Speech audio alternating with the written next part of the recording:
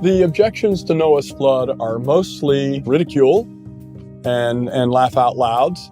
The only serious things are maybe trying to say, well, where did the water go? Where did the water come from? And then lampooning Noah's Ark. There was a Discover Channel special called Noah's Ark, The True Story, where they showed actors portraying the traditional biblical version of the story of Noah's Ark. And then they showed you the true story. And Noah was dressed in a tunic, was bare-chested, had a shaved head and looked like an Egyptian. And Noah's Ark was a beer barge. I'm not kidding. Look it up. Discover Channel, Noah's Ark, The True Story. How do they know that? Asserting that that's what the real story was, and then watched it fall apart into pieces as it, of course, was structurally not sound, ridiculing the structure of the ark.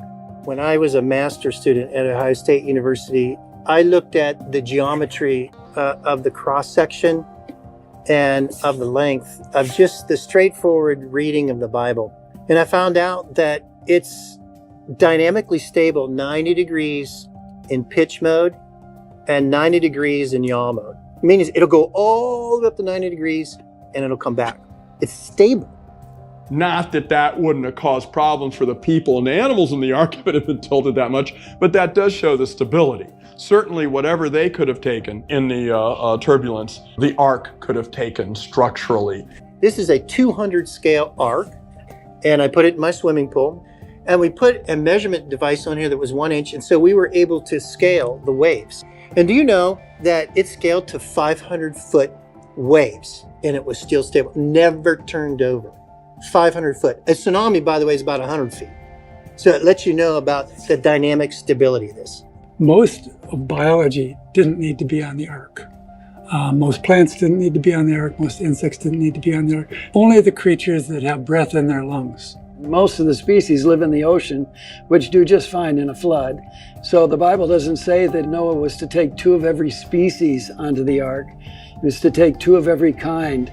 The same word that's used in Genesis 1 that talks about God creating different kinds of plants and animals to reproduce after their kind. And so we think there were maybe only about 1,400 kinds and about 7,000 animals on the ark.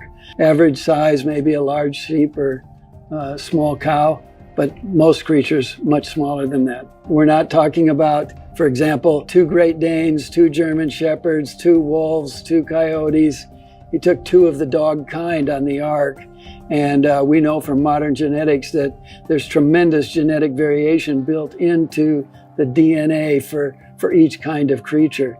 And so creation scientists have been studying, well, what was the created kind in comparison to our modern classification system? And they think that in most cases it was equivalent to approximately the family level. The evolutionists just exaggerate because they focus on species.